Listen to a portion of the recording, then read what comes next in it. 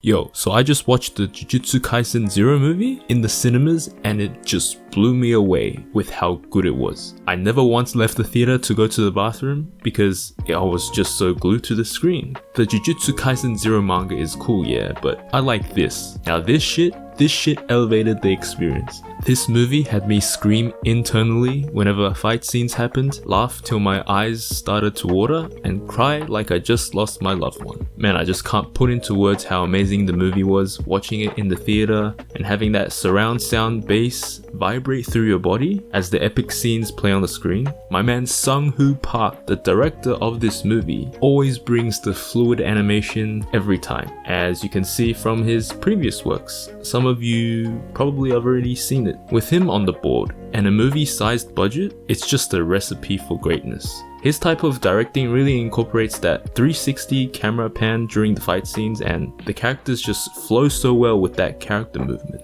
You know, for a prequel with a small story, the Chads over at MAPPA really squeezed every ounce of the manga source and just made a banger. There was no part of the movie that felt like a waste of time, and I felt that it was just paced perfectly. Introducing Yuta to the cast, his tragic backstory flashback, and the smooth as fuck fight scenes all served their purpose in this movie. Damn, this generation of shonen series are just so goddamn good. Sure, authors could work on more interesting and less cliche themes and storylines, but the execution is key to making a good shonen series rise to the top and be seen by the masses. Now let's talk about the contents of the movie. If people haven't seen it or read it yet, close the video right now, throw your goddamn phone away because there will be spoilers. Okay, we good now? So from the moment the movie starts, we just jump straight into introducing Yuta. Yuta is a mysterious kid who has an extremely powerful curse attached to him, and he's had some troubles with bullies at school. His curse spirit takes care of those bullies, and we get to this scene where Gojo has found Yuta, but wants to protect him from being executed by the higher-ups of Jujutsu High because he's a threat. So our boy Gojo wants Yuta to train and become a sorcerer at Jujutsu High, and he finally convinces Yuta. And then the intro of Yuta meeting with the first year squad and Gojo kicks in and you get blasted with extremely hype music. The squad with Maki, Panda and Inumaki, they learn to get along with Yuta and they train, go on missions, and we get some slick fights with Maki and Inumaki on their missions. Then bam, a time skip happens and Yuta gets a lot better with his cursed energy manipulation.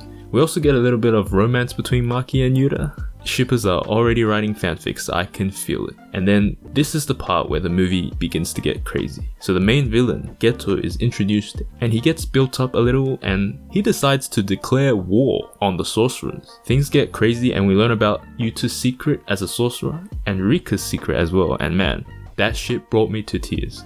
So the war starts and the animation pops off during the battles in the war, and Yuta finally musters up the courage and resolve to kill Geto and sacrifice himself for his friends and Tokyo, swearing his eternal love for Rika and giving his body and soul to her as Rika unleashes her most powerful attack on Geto. Brought me to damn tears. The cinema experience really elevates the final scene to the next level. So if you're gonna watch this in the theaters. You won't regret it.